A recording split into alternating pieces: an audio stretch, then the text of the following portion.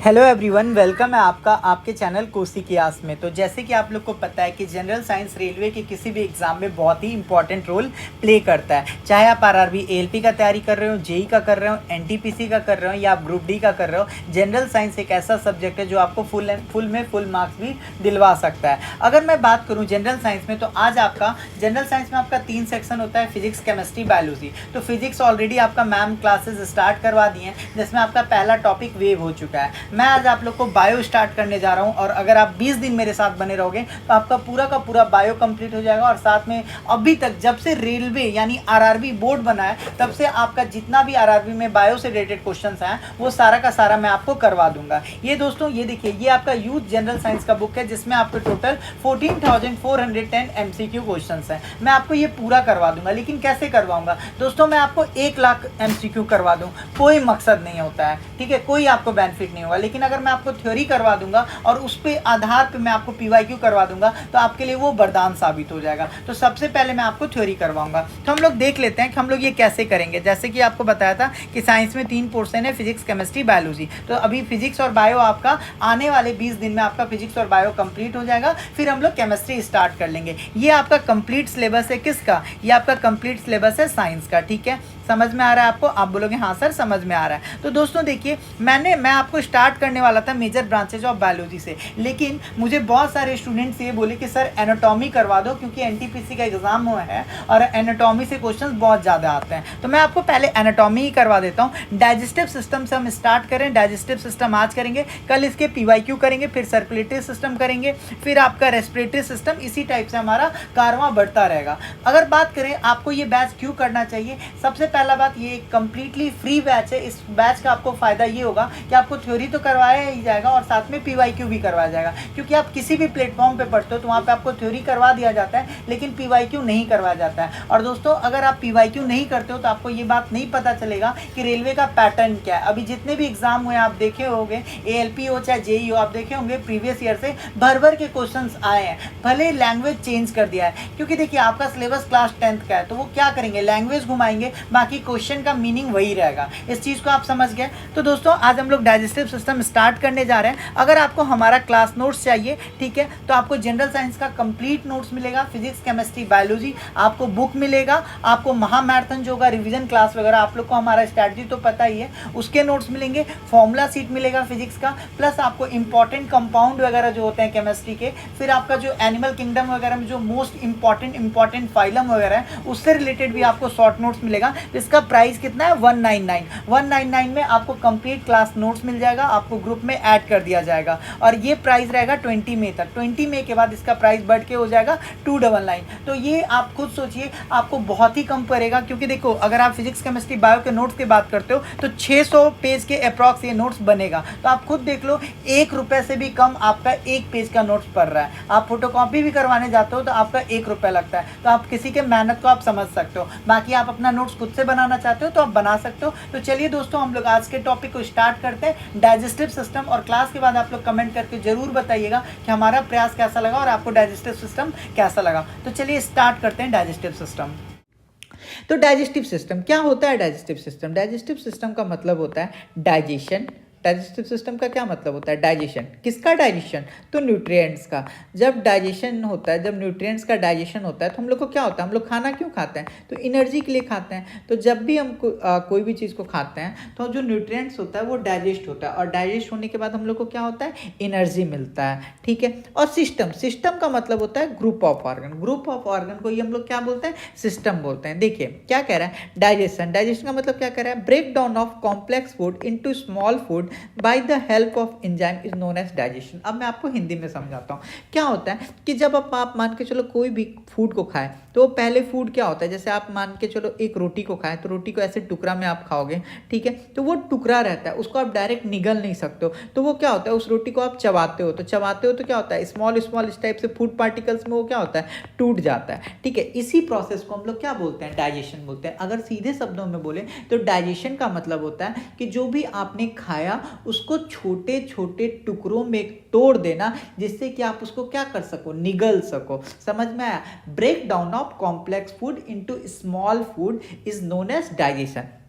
तो ये जो होता है, ये जो छोटा छोटा टुकड़ा में बनता है, तो ये किसी के हेल्प से होता है? जी हाँ, बिल्कुल किसी के हेल्प से होता है। और वो जो होता है वो इंजाइम क्या करता है? हम लोग को हेल्प करता है। जैसे हमारा दांत और इंजाइम क्या करता है? हम लोग को हेल्प करता है उस छोटे छोटे पार्टिकल्स में कन्वर्ट होने में। जो हम बड़ा पार्टिकल्स लेते हैं वो छोटा छोटा पार्टिकल्स में जो कन्वर्ट होता है, किसकी मदद से होता है? तो इंजाइम से होता है, इंजाइम की मदद से होता है। ठीक है, अब देखो क्या कर रहा है, process of break down of complex food into small food is called catabolic process.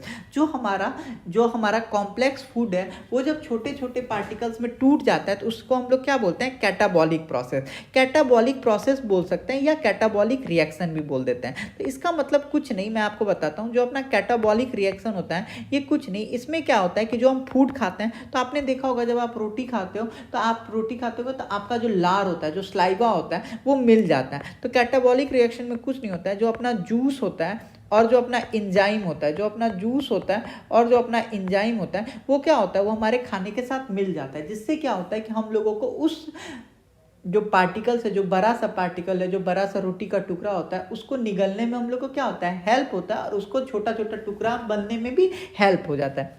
इतना बात आपको होप समझ में आ गया होगा। जो अपना डाइजेशन है वो एक तरह का कैसा प्रोसेस है? Catabolic process. कैटाबॉलिक प्रोसेस में मैंने बता दिया, कैटाबॉलिक प्रोसेस में क्या होता है? जूस और एंजाइम क्या होता है? निकलता है और उस खाने में मिल जाता है। अब हमारा जो डाइजेस्टिव सिस्टम होता है उसका डाइजेशन कैसे होता है? तो सबसे पहले इंजेक्शन होता है, फिर डाइजेशन होता है, फिर एब्जॉर्प्शन होता है, फिर एसिमिलेशन होता है, फिर एक्सक्रीशन होता है। तो इंजेक्शन क्या होता है सर? तो जो हम फूड खाते हैं, जो हम फूड को मुंह में इंटेक करते हैं ना, फूड खाना ही क्या कहलाता है? फूड खाना ही हमारा इंजेक्शन कहलाता है। ठीक है, डाइजेशन क्या होता है कि जो हमारा ब्रेकडाउन ऑफ फूड होता है, जो हमारा ब्रेकडाउन ऑफ फूड होता है, उसी को हम लोग क्या बोलते हैं? डाइजेशन बोलते हैं। ब्रेकडाउन ऑफ फूड को ही हम लोग क्या बोलते हैं? डाइजेशन बोलते हैं। जैसे मान के चलो ये हमारा एक रोटी का टुकड़ा है इस टाइप से, और ये छोटे छोटे टुकड़ों में इस टाइप से बन गया, इसी को हम लोग क्या बोलेंगे? डाइजेशन बोलेंगे। ठीक है, एब्जॉर्प्शन क्या होता है कि जब हमारा बॉडी न्यूट्रिएंट्स को एब्जॉर्ब करने लगता है तो उसी को हम लोग क्या बोलते हैं? एब्जॉर्प्शन बोलते हैं। ठीक है, जैसे विटामिन, मिनरल्स, ये सबको जब हमारा बॉडी क्या करने लगता है? एब्जॉर्ब करना लगता है, तो उसी को हम लोग क्या बोलते हैं? एब्जॉर्प्शन बोलने लगते हैं। ठीक है, अब देखो एसिमिलेशन क्या होता है। तो एसिमिलेशन में क्या होता है कि ब्लड के अंदर जो अपना डाइजेस्टिव फूड होता है ना, ये जो अपना डाइजेस्टिव फूड होता है वो क्या होता है? मिक्स हो जाता है। एसिमिलेशन के अंदर सुनना है, एसिमिलेशन के अंदर होता है जो अपना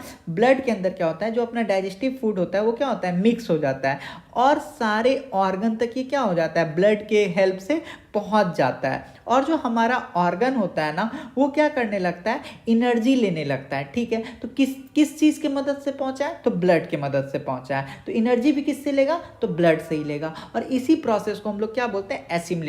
एसिमिलेशन बोलते हैं। तो इसका मतलब ये हुआ कि ब्लड के अंदर जो अपना डाइजेस्टिव फूड है वो क्या हो गया? मिक्स हो गया। ब्लड के अंदर अपना क्या हो गया? डाइजेस्टिव फूड जो है वो अपना मिक्स हो गया। ठीक है, मिक्स होने के साथ साथ क्या होता है कि ये जो होता है ब्लड, जो अपना डाइजेस्टिव फूड है वो किस में मिक्स हुआ? ब्लड में। ब्लड से मिक्स होते के साथ साथ क्या हुआ कि ये ऑर्गन तक पहुंच गया। ऑर्गन तक क्या करता है? ये लोग पहुंच जाता है, ऑर्गन तक पहुंच जाता है। ऑर्गन के पास पहुंच जाने के बाद क्या होता है?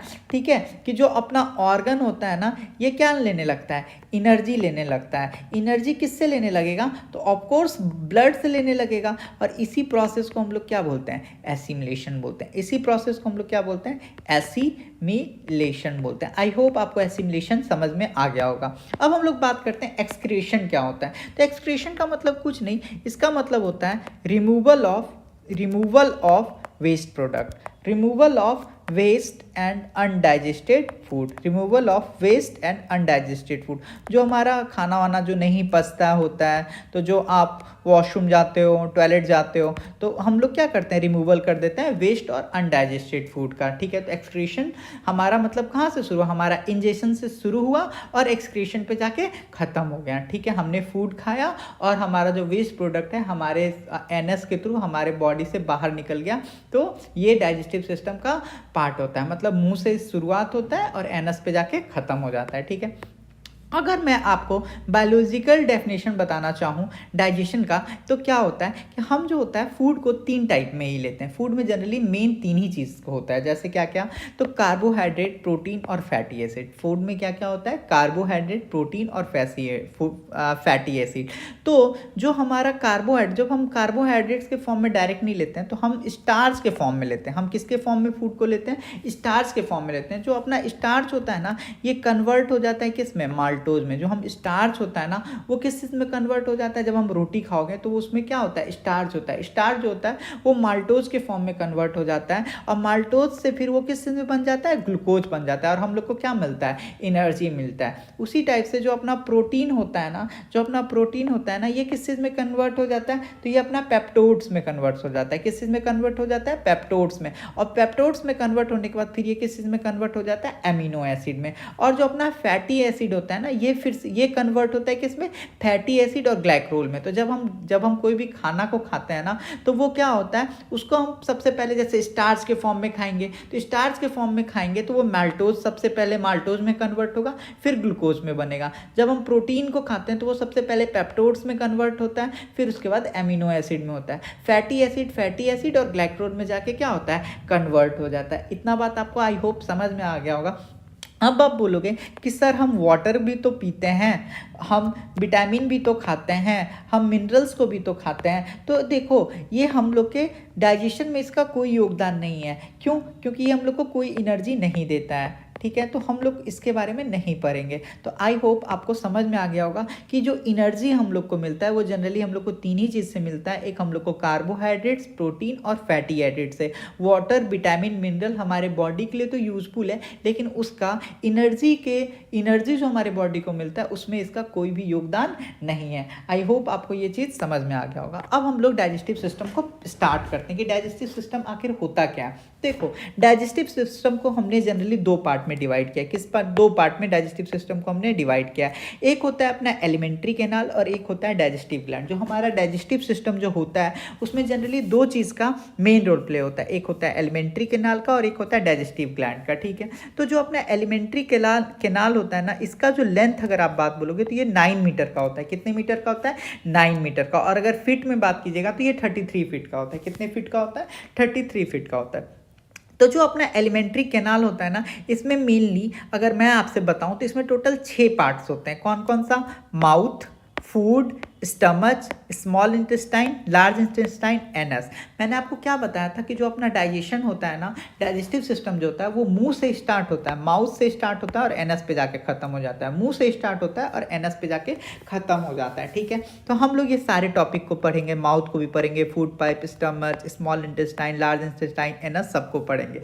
अब बात करते हैं डाइजेस्टिव ग्लैंड। तो मैंने आपको क्या बताया था, डाइजेशन में हम लोगों को क्या किस चीज़ का जरूरत होता है, तो जूस और इंजाइम का भी जरूरत होता है। तो जो हम लोग को जूस और एंजाइम जो प्रोवाइड करवाते हैं उसमें एक हमारा स्लैवरी ग्लैंड होता है और एक हमारा गैस्ट्रिक ग्लैंड होता है। तो इन सब के बारे में अब हम लोग पढ़ेंगे। ये एक तरह का ओवरव्यू था। तो अब हम लोग माउथ से स्टार्ट करते हैं। ठीक है, तो माउथ से हम लोग चलिए स्टार्ट करते हैं। ठीक है, तो माउथ, देखो सबसे पहले माउथ में हम लोग जब खाना खाते हैं तो हमारा सबसे पहले मेन इंपॉर्टेंट रोल कौन प्ले करता है, तो हमारा माउथ। जब भी हम खाना खाते हैं तो टीथ हमारा सबसे मेन रोल में आता है। कौन आता है, तो टीथ आता है। ठीक है, तो teeth, study of teeth is known as dentology. जब हम टीथ के बारे में पढ़ते हैं, जब हम टीथ के बारे में जिसमें पढ़ाया जाता है तो उसको हम लोग क्या बोलते हैं, डेंटोलॉजी बोलते हैं। और जो टीथ से रिलेटेड कोई भी तरह का आपको प्रॉब्लम होता है उसको जो देखता है उसको हम लोग क्या बोलते हैं, डेंटिस्ट बोलते हैं। जो हमारा टीथ से रिलेटेड जो डॉक्टर होते हैं, जो टीथ के स्पेशलिस्ट होते हैं, टीथ के जो स्पेशलिस्ट होते हैं उसको हम लोग क्या बोलते हैं, डेंटिस्ट बोलते हैं। क्या बोलते हैं,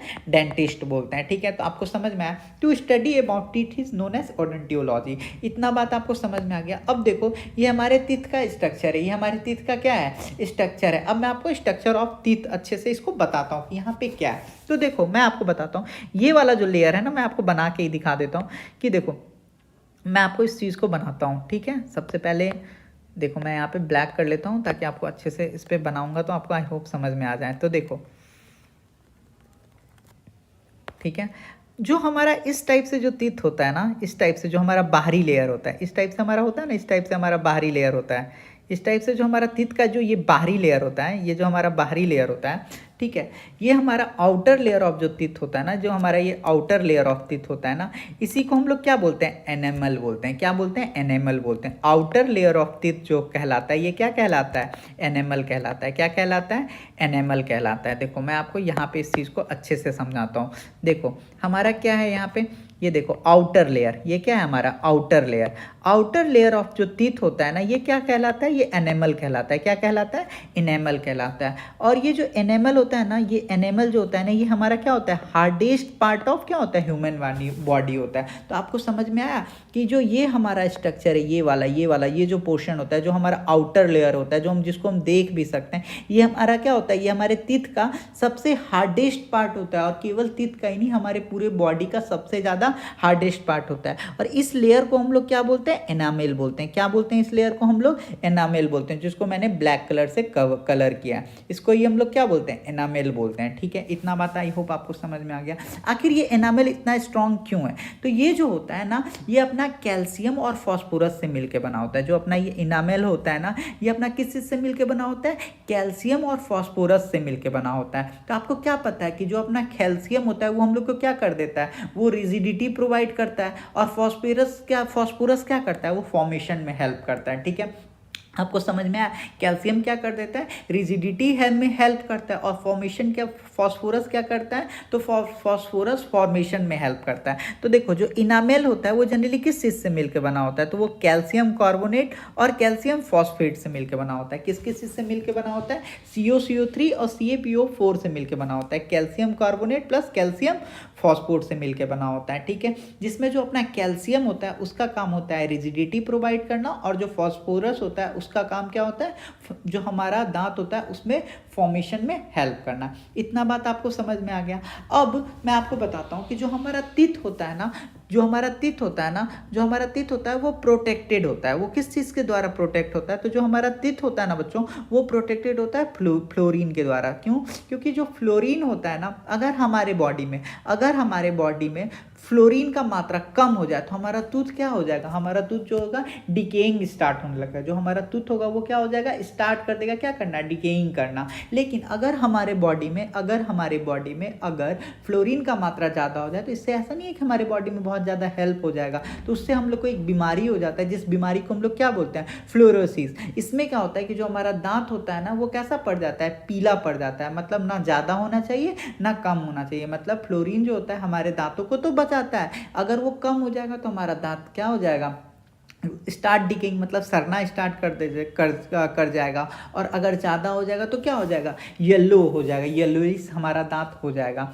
ठीक है, अब हम लोग बात करते हैं कि जो हमारा इनामेल होता है ना, वो कैसा होता है। तो जो हमारा इनामेल होता है ना, ये देखोगे आप तो ये एक तरह का क्या है, क्राउन शेप फॉर्म कर रहा है। तो इनामेल का आपको शेप पता चल गया, ये एक तरह का क्या होता है, क्राउन शेप का होता है। किस टाइप का शेप होता है, क्राउन शेप का होता है। ठीक है, और इसका कलर अगर आप मेरे से पूछो तो किस टाइप का कलर होता है, तो इसका कलर वाइट होता है। कैसा कलर होता है, वाइट होता है। इतना बहुत आपको, आई होप आपको समझ में आ गया होगा। अब देखो ये जो हमारा ये वाला जो पोर्शन है ना, जो ये वाला पोर्शन है, इसको हम लोग क्या बोलते हैं, मसल्स बोलते हैं। इसको हम लोग क्या बोलते हैं, मसल्स या गम्स बोलते हैं। ठीक है, इतना बात आपको समझ में आ गया। और देखो जब आप बहुत लोग को सुने होंगे कि बहुत लोगों का जब दांत सड़ने लगता है तो डॉक्टर उसका क्या करते हैं, डॉक्टर उसका रूट कैनाल करते हैं। तो रूट कैनाल में क्या होता है ना, रूट कैनाल में कुछ नहीं होता है। रूट कैनाल में क्या होता है ना, कि जो हमारा दांत होता है ना, ये जो देख रहे हो ना, इसके अंदर क्या किया जाता है, इसके अंदर अमलगम, इसके अंदर क्या होता है, अमलगम का फिलिंग किया जाता है। और अमलगम के अंदर क्या होता है, मरकरी होता है। और इस प्रोसेस को ही हम लोग क्या बोलते हैं, रूट कैनाल ट्रीटमेंट बोलते हैं। तो आपसे अगर एग्जाम में क्वेश्चन पूछे कि रूट कैनाल ट्रीटमेंट क्या होता है, तो आप बता दोगे कि in our teeth filling is done by using amalgam Hg plus and this process is known as RCT। तो आपको समझ में आया कि अमलगम क्या होता है। अमलगम हमारे दांतों में भरा जाता है, जिसको हम लोग क्या बोलते हैं, RCT बोलते हैं। ठीक है, तो जिनका दांत वांत खराब हो जाता है तो वो लोग RCT करवाते हैं। ठीक है, आजकल तो बहुत कॉमन हो गया, आपको आई होप पता होगा। तो अमलगम में क्या होता है, अमलगम जो हमारा RCT होता है, RCT में क्या होता है, हम लोग अमलगम यूज़ करते हैं, अमलगम डालते हैं उस स्पेस को क्या करने के लिए, भरने के लिए। और अमलगम में क्या होता है, Hg प्लस यूज किया जाता है। ठीक है, आई होप आपको टीथ का स्ट्रक्चर समझ में आया होगा। अब देखो, जो हमारा टीथ होता है ना, वो जनरली क्या होता है, दो टाइप का होता है। एक तो हमारा टेम्प्रोरी टीथ होता है और एक हमारा क्या होता है, परमानेंट टीथ होता है। तो जो आपको चाइल्डहुड में आया होगा उसको हम लोग क्या बोलते हैं, टेम्प्रोरी टीथ, और जो अभी आप लोगों को है उसको हम लोग क्या बोलते हैं, परमानेंट टीथ बोलते हैं। इतना बात तो आपको समझ में आ गया। तो जो हमारा टेम्प्रोरी टीथ होता है वो क्या कहलाता है, मिल्क वाला टीथ। क्या कहलाता है, मिल्क वाला टीथ कहलाता है, ठीक है। तो जो अपना मिल्क वाला टीथ होता है ये कितना होता है, तो ये टोटल 20 होता है। ये टोटल कितना होता है, तो टोटल ये 20 होता है, ठीक है। और ये हमारे बॉडी में ना 2 बार ग्रो होते हैं। ये हमारे माउथ में कितने बार आते हैं, 2 आते हैं। तो जो अपना टेम्प्रोरी टीथ होता है वो कितने बार आते हैं, 2 बार आते हैं। और परमानेंट टीथ का बात अगर कीजिएगा तो ये कितने नंबर पे होते हैं, 32 के होते हैं, ठीक है। और 12 teeth grow once in our mouth. और जो बार, अब मैं आपको बताता हूँ, देखो इसका मतलब ये हुआ ना कि देखो, जब आप बचपन में थे तो आपको 20 टीथ आया, जिसको हम लोग टेम्प्रोरी टीथ बोले।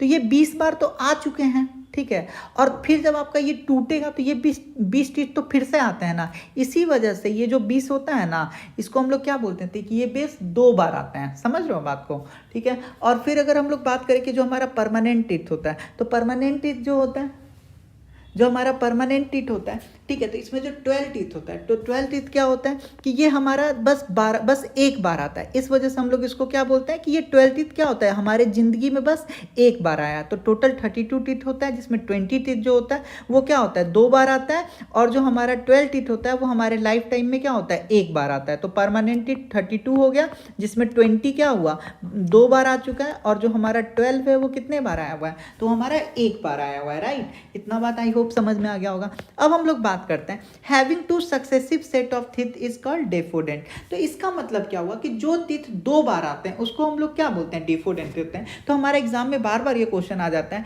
कि वो कौन सा टीथ, जो टीथ 2 बार आते हैं लाइफ में। एक तो जन्म के समय जब आप दूध वाला दांत जिसको बोलते हो, एक तो दूध वाला दांत के साथ आया, और एक परमानेंट टीथ है। तो वैसे टीथ को जो 2 बार आता है तो उसको हम लोग क्या बोलते हैं, तो उसको हम लोग डिफोडेंट बोलते हैं। क्या बोलते हैं उसको हम लोग, डिफोडेंट। ये वैसे दांत होते हैं जो हमारे लाइफ में 2 बार आते हैं, ठीक है। तो हमारे लाइफ में 2 बार दांत कितने आते हैं, तो 20 दांत ऐसे हैं जो हमारे लाइफ में 2 बार आते हैं। 12 दांत ऐसे हैं जो हमारे जिंदगी में बस एक बार आते हैं, ठीक है। तो टेम्पोररी टीथ टोटल कितने नंबर के, 20। परमानेंट टीथ कितने नंबर का, 32, जिसमें 20 दांत बस 2 बार आते हैं और 12 दांत एक बार आते हैं, ठीक है। अब हम लोग बात करते हैं कैरेक्टर्स ऑफ ह्यूमन टीथ। जो हमारा ह्यूमन टीथ है उसका कैरेक्टर क्या क्या है।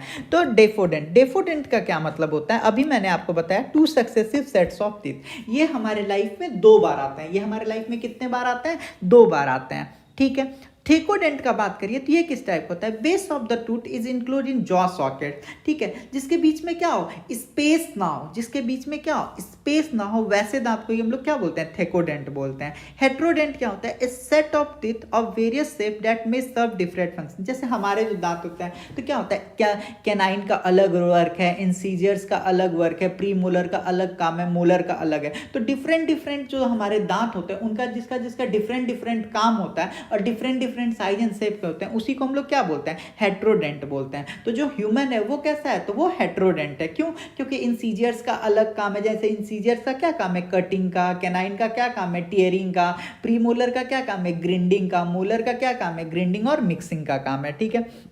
अब हम लोग टाइप ऑफ टीथ ही पढ़ लेते हैं। तो ये मैं ना आपको बना के बताता हूँ तो आपको और अच्छे से याद हो जाएगा। तो देखो, इसको याद करना बहुत इंपॉर्टेंट है और एग्जाम में ना ये बात बार बार आता है। तो देखो, सबसे पहले आप 2 लिप बना लो। क्या करो, सबसे पहले आप 2 लिप बना लो। अब ना हम लोग टाइप ऑफ टीथ पढ़ रहे हैं, ठीक है। तो हम लोग टाइप ऑफ टीथ को स्टार्ट कर रहे हैं। तो देखो, सबसे पहले type of teeth in human के लिए आप क्या करो, आप इस टाइप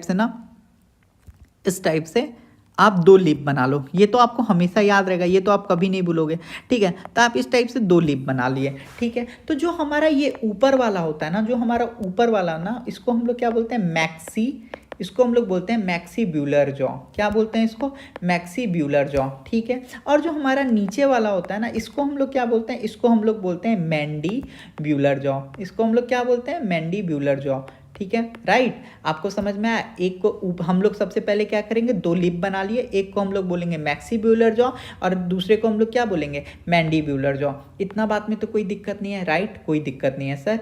अब हम क्या बनाएंगे, सबसे पहले आप 4 दांत बनाओ। 4 दांत ऊपर भी बनाओ, 4 दांत नीचे भी बनाओ। देखो, 4 दांत जो बना दिया और नीचे भी बनाओ 4 दांत, ठीक है। 2 3 4, इसको हम लोग क्या बोलते हैं, इसको ये जो 4 है ना इसको हम लोग बोलते हैं इंसीजर्स, इसको हम लोग क्या बोलते हैं इंसीजर्स बोलते हैं। ठीक है, तो मैं ना इंसीजर्स नहीं लिख के ना आई लिखता हूँ, तो आप समझना। ठीक है, तो देखो इंसीजर्स आपको याद करने में बहुत ईजी होगा, ऊपर में भी क्या हो गया इंसीजर्स और इधर भी नीचे में भी क्या हो गया इंसीजर्स हो गया। तो ये देखो टोटल कितना है 1 2 3 4 5 6 7 8, तो अपना जो इंसीजर्स यहाँ पे मैं लिखता भी हूँ, इंसीजर्स अपना कितना हो गया 8 हो गया।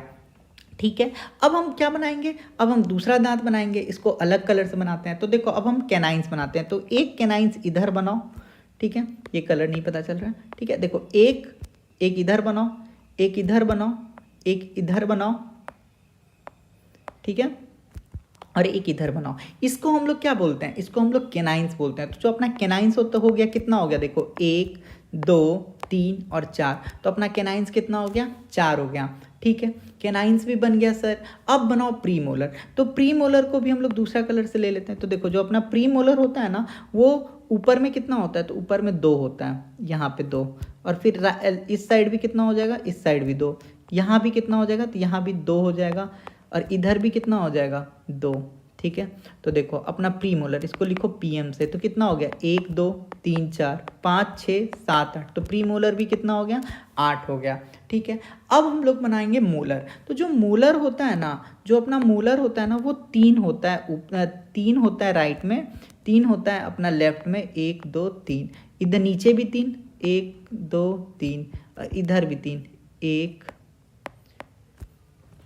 ठीक है, 3 यहाँ भी 1 2 3, तो कितना 3 3 6 3 9 और 12, तो जो अपना मोलर हो गया वो भी कितना हो गया 12 हो गया। ठीक है, तो आई होप आपको समझ में ये चीज़ आया होगा। अब मैं आपको अच्छे से बनाने का यहाँ पे कोशिश करता हूँ कि जो अपना टाइप्स ऑफ टीथ होता है, तो जो अपना इंसीजर्स होता है ना वो टोटल कितना होता है, तो जो अपना इंसीजर्स होता है ना वो टोटल 8 होता है। मैंने आपको डायग्राम दे के भी समझाया। ये जो 4 होता है ना ये 4 ऊपर भी रहेगा और 4 अपना नीचे भी रहेगा। तो ये 4 जो है आपको जो दिख रहा है ग्रीन कलर से, ये 4 ऊपर भी होगा और 4 नीचे भी होगा। ठीक है, तो टोटल इंसीजर्स कितना हो गया 8 हो गया। ठीक है, जो अपना केनाइन होता है ना ये 2 ऊपर होता है, 2 ऊपर होता है और 2 नीचे भी होता है, तो कितना हो गया टोटल 4 हो गया। तो जो अपना केनाइन भी कितना नंबर में हो गया 4 में हो गया। जो अपना प्रीमोलर होता है ना वो 4 ऊपर में होता है और 4 नीचे होता है, तो टोटल कितना प्रीमोलर होता है 8 होता है। और जो अपना मोलर होता है ना वो 3 लेफ्ट साइड होता है, 3 राइट साइड होता है, तो 6 तो ऊपर में ही है तो 6 नीचे में भी होगा।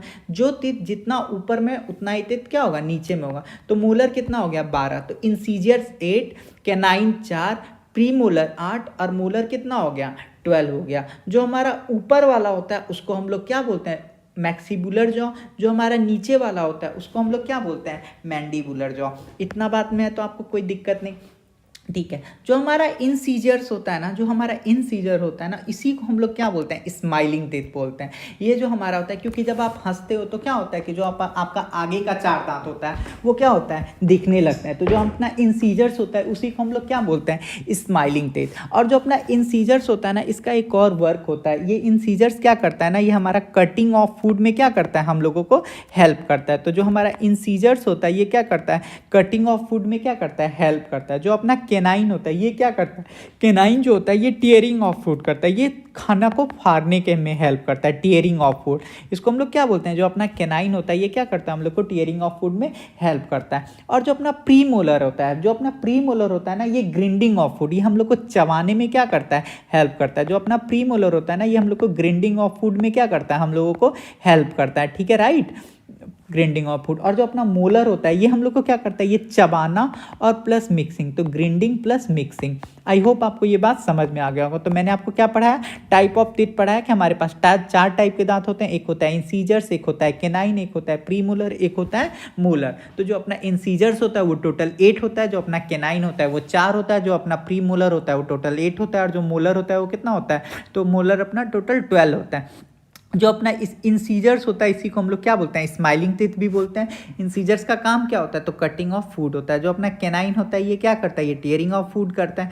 प्रीमोलर का काम क्या होता है, ग्राइंडिंग ऑफ चबाने में हेल्प करता है। और जो मूलर होता है ये क्या करता है, ग्राइंडिंग और मिक्सिंग में हेल्प करता है। और जो ऊपर वाला जॉ होता है उसको हम लोग मैक्सिबुलर जॉ बोलते हैं। जो नीचे वाला जॉ होता है उसको हम लोग क्या बोलते हैं, मैंडिबुलर जॉ बोलते हैं। ठीक है, अब बात करते हैं कि जब आप चाइल्डहुड में रहते हो, जब आप बच्चे रहते हो, तो आपके पास जो 20 दांत होते हैं, मैंने जैसे आपको बताया कि जो आपके 20 दूध के दांत होते हैं वो तो आपको पता है, लेकिन उसमें इंसीजर्स कितने होते हैं, उसमें केनाइन कितने होते हैं, उसमें प्रीमोलर कितने होते हैं और मोलर कितने होते हैं, इसके बारे में आपको जानना होगा। तो जब हम बच्चे होते हैं तो जो हमारा इंसीजर्स जो होता है ना वो पूरा नंबर में होता है। इंसीजर्स भी कितने होते हैं, तो इंसीजर टोटल के टोटल 8 होते हैं। इंसीजर्स कितने होते हैं, टोटल के टोटल 8 होते हैं। ठीक है, इतना बात आपको पता चला। और जो अपना केनाइन होता है ना ये कितना होता है, तो ये अपना 4 होता है। ये केनाइन कितना होता है, 4 होता है। और जो प्रीमोलर होता है वो 0 होता है। जो आपका प्रीमोलर टीथ होता है ना वो होता ही नहीं है। और जो मोलर होता है वो 8 होता है। तो आपको पता चला कि जब आप बच्चे होते हो तो आपके पास इंसीजर्स कितने होते हैं, 8 होते हैं। और जो अपना केनाइन होता है वो कितना होता है टोटल, तो केनाइन जो होता है अपना टोटल 4 होता है। केनाइन कितना होता है, 4 होता है, राइट।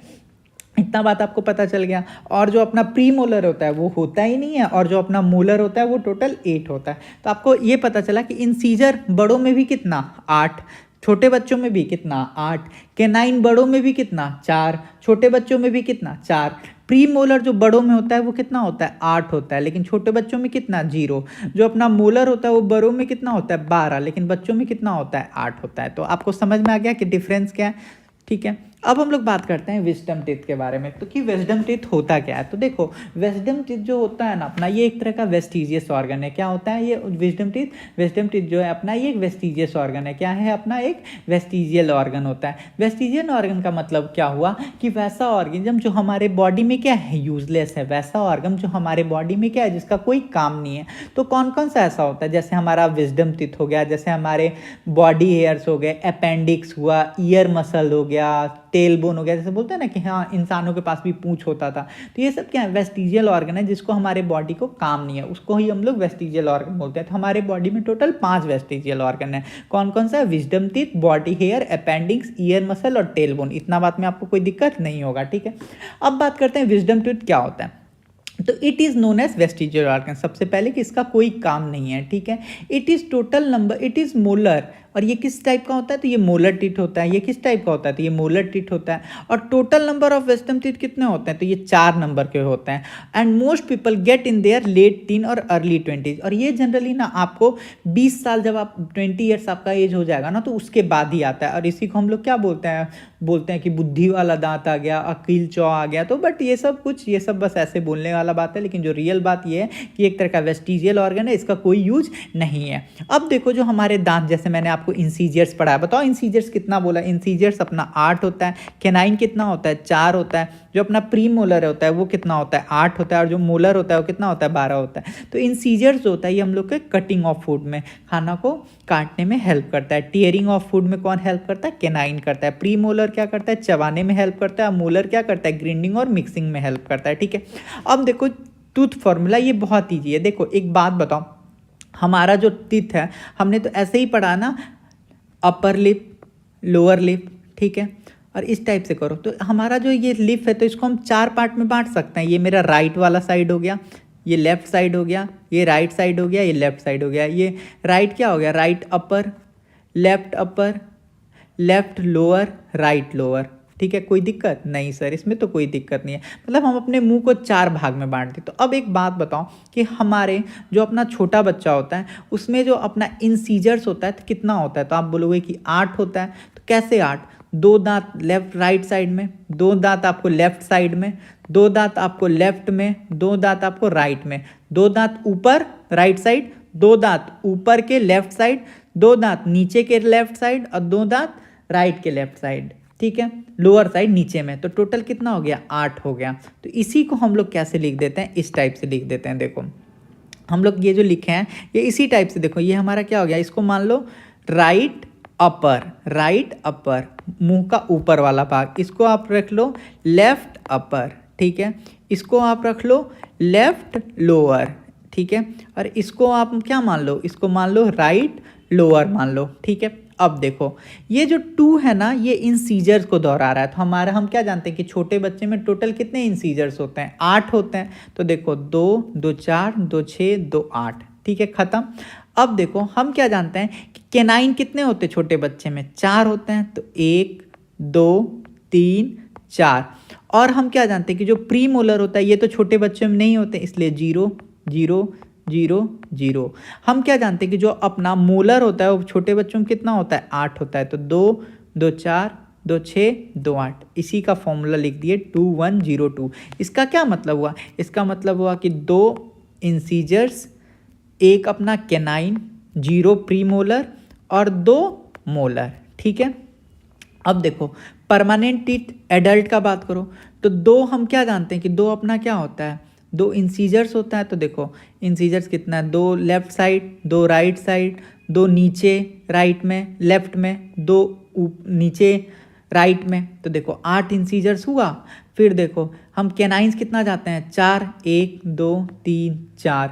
हम कितना जानते हैं प्रीमोलर कितना होता है, 8। तो 2 2 4 2 6 2 8। हम क्या जानते हैं मोलर कितना होता है, 12। तो 3 3 6 3 9 और 12। तो वही के लिख दिए हैं, 2 इंसीजर्स, एक अपना क्या हो गया कैनाइन, 2 प्रीमोलर और 3 मोलर, 2123। तो आपको पता चल गया 2102 किसका फॉर्मूला है, चाइल्ड का। और जो अपने बड़े बच्चे हैं उनका क्या फॉर्मूला होता है, 2123, ठीक है। अब क्या कह रहा है, number of teeth in species. तो हम लोग को बस ह्यूमन का पढ़ना है, लेकिन एग्जाम में कभी कभी क्वेश्चन आ जाता है। तो डॉग के अंदर कितना होता है, डॉग के अंदर टोटल 28 होता है उनके बच्चों के पास। और जो बड़े होते हैं जैसे जो डॉग होता है अपना, उसका कितना होता है, 42 होता है। जो अपना बिल्ली होता है उसका 26 होता है उसके बच्चे के पास। और जो मैच्योर एडल्ट कैट है उसके पास कितना होता है, 30 होता है। मॉस्किटो के पास टोटल 47 टीथ होते हैं। एग्जाम का ये बहुत बार का क्वेश्चन है कि मॉस्किटो के पास कितना दांत होता है, तो मॉस्किटो के पास टोटल 47 टीथ होता है। हाथी के पास टोटल 26 टीथ होते हैं। और जो अपना स्पाइनर डॉल्फिन होता है उसके पास 250 प्लस होता है, ठीक है। तो आपको पता चल गया कुत्ता के पास, जो अपना कुत्ता होता है उसके पास 42 प्लस, कैट के पास 30, मॉस्किटो के पास 47, एलिफेंट के पास 26 और जो अपना डॉल्फिन होता है स्पाइनर डॉल्फिन उसके पास कितना होता है, 250 प्लस होता है। हमारा टंग इस टाइप से कंप्लीट हुआ, मतलब सॉरी टीथ हमारा कंप्लीट हुआ। अब हम लोग टंग के बारे में बात करेंगे। तो देखो जो अपना टंग है ना, ये एक तरह का क्या है, ये एक तरह का मस्कुलर ऑर्गन है। किस टाइप का ऑर्गन है, मस्कुलर ऑर्गन है। क्यों है मस्कुलर ऑर्गन, क्यों, क्योंकि इसके अंदर कोई हड्डी नहीं होता है। जो हमारा टंग होता है ना ये 10 सेंटीमीटर लंबा होता है। जो हमारा टंग होता है ना वो कितना लंबा होता है, 10 सेंटीमीटर लंबा होता है, ठीक है। जो हमारा टंग होता है वो 10 सेंटीमीटर लंबा होता है। जो हमारा टंग है ये किस टाइप का ऑर्गन है सर, तो ये हमारा सेंसरी ऑर्गन है। किस टाइप का ऑर्गन है, तो ये हमारा सेंसरी ऑर्गन है। किस टाइप का ऑर्गन है, सेंसरी ऑर्गन है, ठीक है। और जो हमारा टंग होता है ना उसके अंदर ये सब जो आप देख रहे हो ना ये सब क्या होता है, टेस्टिंग बर्ड्स होते हैं। ये सब क्या है, टेस्टिंग बर्ड्स होते हैं।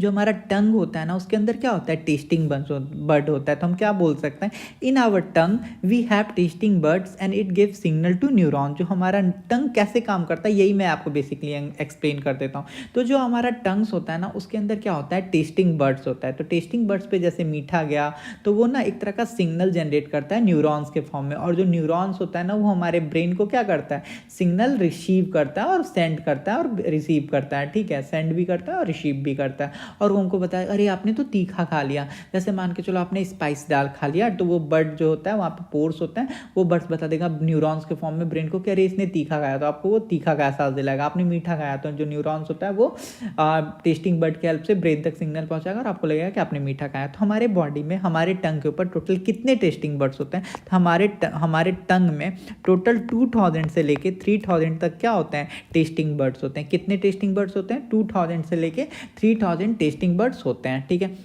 तो देखो ये हमारा क्या है, टंग है। तो जो हमारा नीचे वाला जो पोर्शन है, ये वाला जो पोर्शन है, ये हम लोग को किस चीज़ का आवाज़ करवाता है, ये हम लोग को मीठा टेस्ट देता है। हम लोग को टोटल हमारा जो टंग है ना ये 5 टाइप का टेस्ट को पता करता है। कौन कौन सा, तो हम लोग को स्वीट जो हम लोग मीठा खाते हैं उसको पता करता है, ठीक है। साल्टी, ठीक है, जो हम लोग साल्टी खाते हैं उसको, ठीक है। सॉर, ठीक है।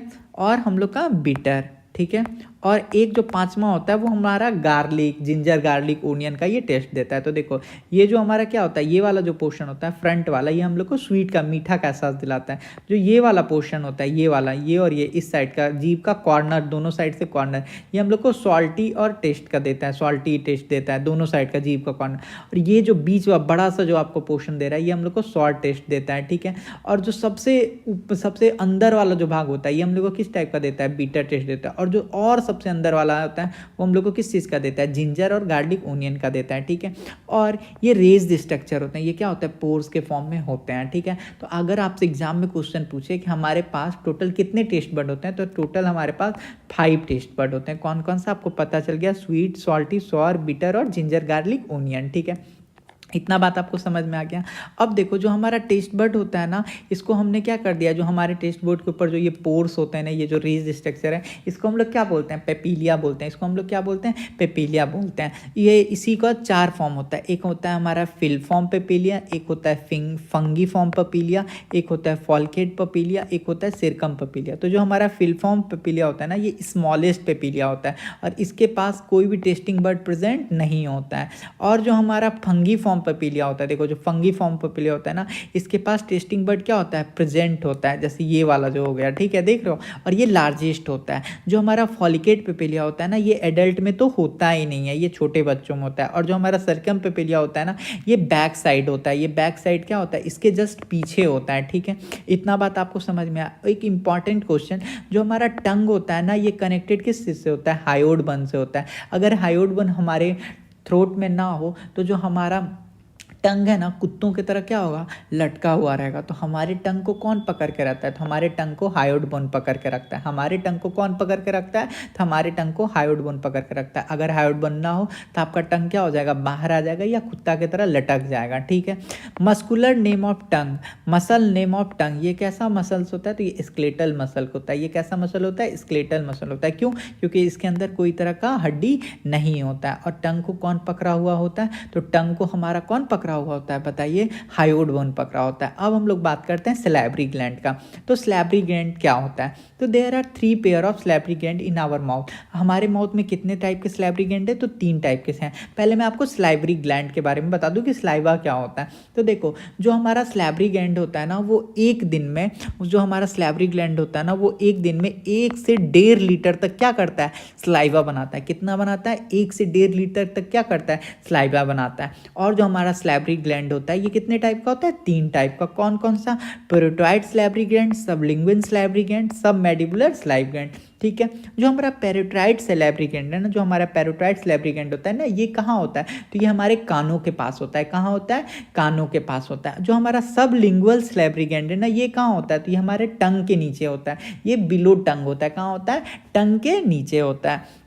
और जो मेरा सब मैडिबुलर सैलिवरी ग्लैंड होता है ना, ये कहाँ होता है, तो ये हमारा लोअर जॉ के पास होता है। ये हमारा कहाँ होता है, लोअर जॉ के पास होता है। तो आपको पता चला कि जो सैलिवरी ग्लैंड होता है ना, वो क्या करता है, सलाइवा बनाता है। कितना बनाता है, तो 1 से 1.5 लीटर तक बनाता है। सैलिवरी ग्लैंड का 3 type, parotid salivary gland, sublingual salivary gland, submandibular salivary gland. तो जो अपना पेरिटोइड होता है वो ईयर के पास होता है, जो सबलिंगुअल होता है वो टंग के पास होता है, जो सब मैडिबुलर होता है वो लोअर जॉ के पास होता है। इतना बात में तो कोई दिक्कत नहीं। जो अपना पेरिटोइड सैलिवरी ग्लैंड होता है ना, ये लार्जेस्ट सैलिवरी ग्लैंड होता है। कैसा सैलिवरी ग्लैंड होता है, तो लार्जेस्ट होता है। जो अपना सबलिंगुअल सैलिवरी ग्लैंड होता है ना, ये स्मॉलेस्ट होता है। जो टंग के पास वाला होता है ना, वो सबसे छोटा होता है। और जो अपना ईयर के पास वाला होता है ना, वो ज़्यादा होता है। पेरिटोइड जो होता है वो बड़ा होता है, और जो सबलिंगुअल होता है वो छोटा होता है। जो सब मैंडिबुलर सैलिवरी ग्लैंड होता है, ये क्या करता है, ये अपना लोअर जॉ के पास होता है। और 70 to 75% जो सलाइवा होता है ना, वो यहीं पे फॉर्मेशन होता है। मतलब 1 से 1.5 लीटर जो सलाइवा बनता है, उसका 70 to 75% कौन बनाता है, तो अकेले सब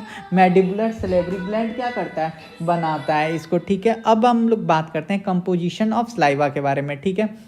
कंपोजिशन ऑफ सलाइवा क्या क्या होता है, ठीक है। तो देखो मैक्सिमम फॉर्मेशन जो होता है ना, वो सब मैडिबुलर। अच्छा, एक और इंपॉर्टेंट बात कि जो अपना सलाइवा होता है उसका पीएच वैल्यू क्या होता है। जो अपना सलाइवा होता है ना, उसका जो पीएच वैल्यू होता है ना, वो अपना 6.8 होता है। कितना होता है, 6.8 होता है। इतना बात तो आपको कोई दिक्कत नहीं। अगर आपसे कोई पूछे कि बताओ लार्जेस्ट सैलिवरी ग्लैंड क्या होता है, तो आप क्या बोलोगे, पेरिटोइड ग्लैंड। अगर आपसे पूछे स्मॉलेस्ट सैलिवरी ग्लैंड क्या होता है, तो आप क्या बोलोगे, सब मैंडिबुलर ग्लैंड। अगर आपसे पूछे कि मैक्सिमम फॉर्मेशन ऑफ सलाइवा कहाँ होता है, होता है, तो आप क्या बोलोगे, सब मैंडिबुलर ग्लैंड। कोई पूछेगा कितना होगा, तो आप बोलोगे 70 to 75%। अब एग्जाम में अगर क्वेश्चन पूछे कि आवर जो हमारा स्लाइवा होता है तो उसके अंदर क्या क्या होता है, तो जो अपना स्लाइवा होता है ना उसके अंदर जनरली 3 चीज़ होती है। क्या होता है, वाटर होता है, फिर अपना मिनरल्स होता है, और अपना क्या होता है, एंजाइम होता है। 3 चीज़ से मिलके बना हुआ होता है, वाटर, मिनरल्स और एंजाइम। किस चीज़ से मिलके बना होता है, वाटर, मिनरल्स और एंजाइम। किस चीज़ से मिलके जनरली बना होता है, वाटर, मिनरल्स और एंजाइम। जो अपना एंजाइम होता है ना, इसमें 2 पार्ट होता है। कौन कौन सा, एक अपना लाइजोजोम्स होता है, एक अपना लाइजोजोम्स होता है, और एक अपना क्या होता है, सलाइवरी एमाइलेज होता है। एक अपना क्या होता है, सलाइवरी एमाइलेज होता है। ठीक है, देखो मैं आपको इसलिए बना के आपको बता रहा हूँ ना, ताकि आपको ये क्या हो, याद हो जाए। ठीक है, आपको ये क्या हो जाए, याद हो जाए। सलाइवरी एमाइलेज होता है, सलाइवरी एमाइलेज, सलाइवरी अमाइलेज। ठीक है, तो आपको क्या मैं बताया कि जो अपना सलाइवा होता है ना वो 3 चीज़ से मिलकर बना होता है, वाटर, मिनरल, एंजाइम। ठीक है, वाटर, मिनरल, एंजाइम से मिलकर क्या बना होता है, सलाइवा। जो अपना एंजाइम होता है ये 2 पार्ट में बढ़ता है, एक लाइजोजोम और एक सलाइवरी एमाइलेज। ठीक है, तो जो अपना वाटर होता है ये 90 to 95% होता है। जो अपना वाटर होता है वो कितना होता है, 90 से 90%, 90 से 95% तक अपना होता है। ठीक है, अब देखो मैं आपको बताता हूँ कि ये जो आपको अब दिख रहा हो ना, ये जो लाइजोजोम, इस लाइजोजोम का क्या काम होता है ना, ये अपना किल करता है। किसको किल करता है, बैक्टीरिया का। जैसे आप कभी कभी खा लेते हो कुछ उल्टा पुल्टा चीज़, खाना खा लेते हो, तो उसमें क्या होता है, बैक्टीरिया होता है, तो लाइजोजोम उसको क्या कर देता है, मार देता है। ठीक है, जो अपना सलाइवरी एमाइलेज होता है, जो अपना ये सलाइवरी एमाइलेज है, जैसे मैंने आपको बोला ना एंजाइम 2 टाइप का, एक लाइजोजोम और एक सलाइवरी एमाइलेज। तो लाइजोजोम का मैंने आपको काम बताया। जो अपना लाइजोजोम होता है ना, ये क्या करता है, बैक्टीरिया को क्या करता है, किल कर देता है। जो अपना माइक्रो ऑर्गेनिज्म होता है उसको क्या कर देता है, मार देता है ऐसे करके। ठीक है, और जो अपना सलाइवरी एमाइलेज होता है ना, ये क्या करता है कि ये जो अपना कार्बोहाइड्रेट्स होता है ना, जैसे मैंने आपको क्या बताया कि था ना कि जब आप खाना खाते हो, तो जो अपना कार्बोहाइड्रेट्स होता है, जो अपना कार्बोहाइड्रेट्स होता है ना, वो क्या होता है, कन्वर्ट होता है किस चीज़ में, स्टार्च में। तो स्टार्च में जब कन्वर्ट हो जाता है ना, तो स्टार्च से फिर किस में कन्वर्ट होता है, माल्टोज में, और माल्टोज से किस में कन्वर्ट होता है, ग्लूकोज में। तो जो अपना सलाइवरी एमाइलेज होता है ना, जो अपना सलाइवरी एमाइलेज होता है ना, मैं आपको इसको बना के दिखाता हूँ कि जो अपना सलाइवरी एमाइलेज का मैं आपको बता रहा हूँ। जो अपना सलाइवरी एमाइलेज होता है ना, ये क्या करता है, एक्चुअली मेरा पेन प्रॉपर काम नहीं कर रहा है। ठीक है, तो देखो जो अपना सलाइवरी एमाइलेज होता है ना, ये क्या करता है कि जो आप कार्बोहाइड्रेट्स खाए रहते हो ना, जो आप अपना कार्बोहाइड्रेट्स खाए हुए रहते हो ना, इसको क्या करता है, ये इसको हेल्प करता है। किस चीज़ में हेल्प करता है, तो डाइजेशन में हेल्प करता है।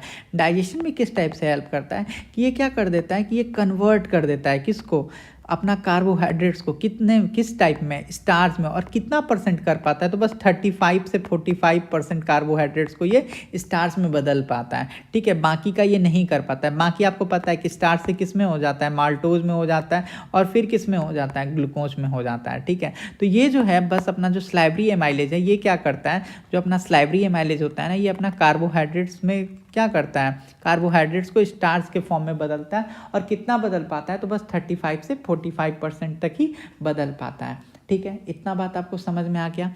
आपको समझ में आ गया कि सलाइवा के अंदर क्या क्या होता है, वाटर होता है, मिनरल्स होता है, एंजाइम होता है। एंजाइम 2 टाइप का, एक सलाइवरी एमाइलेज और एक लाइजोजोम्स। लाइजोजोम्स का काम बैक्टीरिया को किल करना, सलाइवरी एमाइलेज का क्या काम कर, अपना जो कार्बोहाइड्रेट्स होता है उसको स्टार्च में बदलना। कितना परसेंट कर पाता है, तो 30 से 35% तक ही डाइजेशन हो पाता है कार्बोहाइड्रेट्स का। ठीक है, अब देखो, अब हमारे पास 2 टाइप का फूड आ गया। एक तो हमारा डाइजेस्टेड फूड आ गया, एक हमारे पास कैसा फूड आ गया, एक हमारे पास डाइजेस्टेड फूड आ गया, और एक हमारे पास कैसा फूड आ गया, अनडाइजेस्टेड फूड आ गया। 2 टाइप का फूड आया ना, क्योंकि 35 से 45, 30 से 35, 45, 35 से 40% तक, 35 से 40% तक हमारा फूड क्या था, डाइजेस्ट हो चुका था। कार्बोहाइड्रेट किस चीज़ में कन्वर्ट हो गया था, स्टार्च में। तो अब हमारे पास 2 टाइप का फूड हो गया, एक हो गया हमारा डाइजेस्टेड फूड, एक हो गया हमारा अनडाइजेस्टेड फूड। अब ये दोनों फूड क्या होगा, आगे की ओर जाएगा। और ये जो फूड होता है इसको हम लोग क्या नाम देते हैं, इसको हम लोग नाम देते हैं बोलस।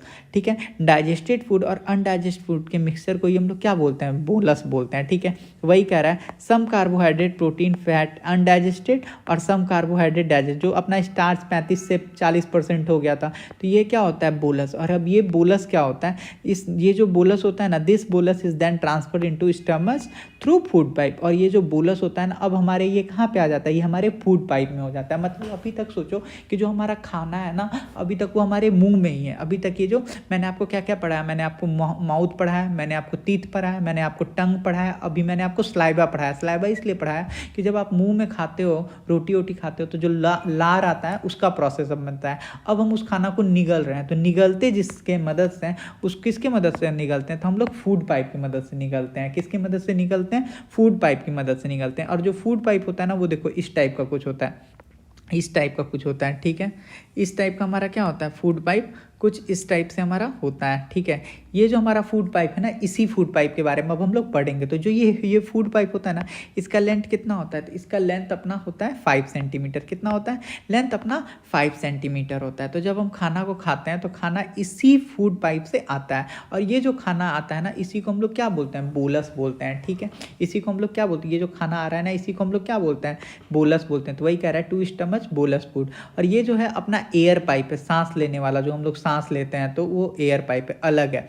लेकिन अगर यही खाना उल्टा जाने लगे, अगर यही खाना उल्टा जाने लगे, उल्टा इधर आने लगे, उल्टा इधर आने लगे, तो इसी को हम लोग क्या बोलते हैं, वोमिटिंग करना बोलते हैं। इसी को हम लोग क्या बोलते हैं, वोमिटिंग करना बोलते हैं, ठीक है। अब जो हम खाना खाए हैं वो हमारे माउथ से फूड पाइप में आ चुका है। फूड पाइप देखो कुछ इस टाइप का आपको दिखता है, ठीक है। फूड पाइप जो होता है आपको कुछ इस टाइप का आपको दिखता है, ठीक है। ये जो आप लेंथ देख रहे हो, ये टोटल 5 सेंटीमीटर का होता है। इसको हम लोग क्या बोलते हैं, फूड पाइप या ऑसिफिकस। क्या बोलते हैं, फूड पाइप या ऑसिफिकस। जैसे देख रहे हो, जब हम खाना खाते हैं तो मुंह में गया, मुंह में सारा क्या होता है, इसका टुकड़ा टुकड़ा हुआ, स्लाइवा इससे मिला, स्लाइवा सब मिलने के बाद ये टुकड़ा जो होता है, जो छोटा छोटा ब्रेकडाउन पार्टिकल्स होता है, ये फूड पाइप में यहाँ पे आता है। ये देखो फूड पाइप के थ्रू ये आ रहा है।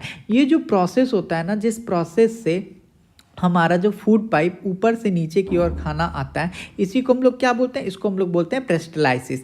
इस प्रोसेस में क्या होता है कि जो हमने खाना खाया हुआ होता है वो हमारे मुंह में ऊपर से नीचे की ओर आता है, ठीक है। और ये जो फूड होता है, ये फूड कैसा होता है, तो ये हमारा फूड जो होता है, ये हमारा आधा डाइजेस्टेड होता है और आधा अनडाइजेस्टेड होता है। अनडाइजेस्टेड क्यों सर और डाइजेस्टेड क्यों सर, क्योंकि मैंने आपको इससे पहले क्या बताया था कि जो हमारा कार्बोहाइड्रेट्स होता है ना, वो 35 से 40% तक क्या हो चुका होता है, स्टार्च के फॉर्म में डाइजेस्ट हो चुका होता है। तो उसको हम लोग बोलते हैं डाइजेस्टेड फूड। और जो अनडाइजेस्टेड रहता है वो भी इसी फूड पाइप के थ्रू हमारे स्टमच में जाता है, ताकि वहाँ जाके क्या होगा, डाइजेस्ट होगा, ठीक है। और डाइजेस्टेड फूड और अनडाइजेस्टेड फूड के मिक्सचर को ही हम लोग क्या बोलते हैं, बोलस बोलते हैं। बोलस क्या होता है, डाइजेस्टेड फूड और अनडाइजेस्टेड फूड का क्या होता है, एक तरह का मिक्सचर होता है, राइट। इतना बात आपको समझ में आ गया।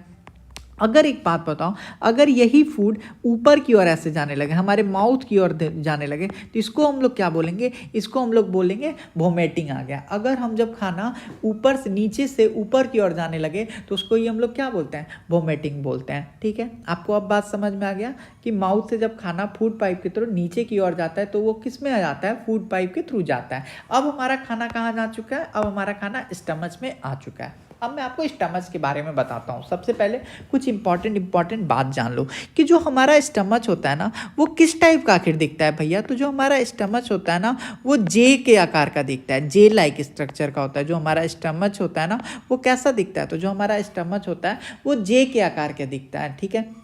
इतना बात आपको समझ में आ गया कि जो हमारा स्टमच होता है वो जे के आकार का दिखता है। आपको मैं एक इम्पॉर्टेंट बात बताऊं कि जब आप खाना खाते हो ना, ये जो ओसोफेगस के थ्रू, जो हमारा फूड पाइप के थ्रू जो हमारा खाना आता है ना, ये मान के चलो ये खाना है। तो ये जो खाना है ना, आपको पता है कि जब आप कोई भी चीज़ खाना खाते हो तो वो हमारे पेट में ना 2 से 3 घंटे तक तो ऐसे ही पड़ा रहता है, उसके अंदर कुछ होता ही नहीं है। आपको मैं बताऊं कि जब आप खाना खाते हो ना, तो आपके पेट में जो खाना होता है ना, वो 2 से 3 घंटे तक तो वो खाना ऐसे ही पड़ा रहता है।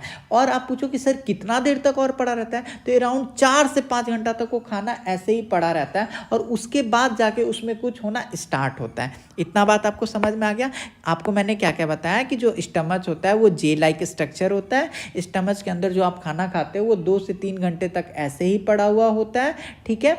और मैक्सिमम 4 4 से 5 घंटे तक ऐसा ही पड़ा हुआ रहता है, कुछ डाइजेशन स्टार्ट होना नहीं होगा। इतना बात आपको पता चल गया। ये देखो, ये हमारा फूड पाइप है, ये हमारा क्या है, फूड पाइप है, ठीक है। और हमारा स्टमच किस आकार का होता है, तो जे लाइक स्ट्रक्चर होता है। अब मैं आपको बताता हूँ, ये देखो यहाँ पे जो ये पोर्शन होता है ना, जो फूड पाइप और स्टमच को कनेक्ट करता है, इसको हम लोग क्या बोलते हैं, इसको हम लोग बोलते हैं कार्डिया रीजन। ये देखो यहाँ पे लिखा भी हुआ है कार्डिया रीजन। आपको पता चला कार्डिया रीजन क्या होता है। कार्डिया रीजन जो होता है ये फूड पाइप को कनेक्ट करता है।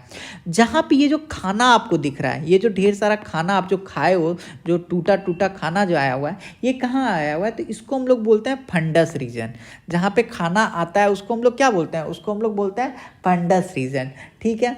और ये जो हमारा रीजन होता है, जो पेल्विक रीजन होता है, ये हमारा किस टाइप का रीजन होता है, पेल्विक रीजन होता है। किस टाइप का रीजन होता है, पेल्विक रीजन होता है। और यहाँ पे भी एक वेल्व पाया जाता है जिसको हम लोग क्या बोलते हैं, पाइलोरस। क्या बोलते हैं इसको, पाइलोरस। और इस वाल्व को क्या बोलते हैं, पेलोरिया वाल्व, जो क्या करता है, एयर वेयर को आने वाने देता है। अब मैं आपको बताता हूँ कि क्या होता है कि जब आप 2 से 3 घंटे के बाद खाना खाते हो, जब आप 2 से 3 घंटे के बाद खाना खाते हो तो आपके पेट में इस टाइप से खाना आ चुका है। ये मैं यहाँ वाला डायग्राम यहाँ बना रहा हूँ। तो ये जो 2-3 घंटे के बाद आप क्या होता है, 2-3 घंटे के बाद क्या होता है कि आपका जो खाना होता है ना, इसके अंदर क्या मिलना स्टार्ट करता है, इसके अंदर गैस्ट्रिक ग्लैंड एक जूस बनाता है। गैस्ट्रिक ग्लैंड क्या बनाता है, एक जूस बनाता है। और वो जूस क्या होता है, इस खाने में मिलना स्टार्ट हो जाता है। आपको समझ में आया। जो आप माउथ से चबा के खाना खाए हो वो 2-3 घंटे तक ऐसे ही पड़ा रहता है। जैसे ही 2-3 घंटे तक होता है तो आपके पेट को पता चल जाता है कि अरे कुछ आया है, अब इसको डाइजेशन स्टार्ट करते हैं। तो क्या होता है कि गैस्ट्रिक ग्लैंड एक्टिवेट हो जाता है और वो एक जूस बनाने लगता है। और वो जूस क्या होता है, इस फूड में जाके मिक्स हो जाता है, ठीक है।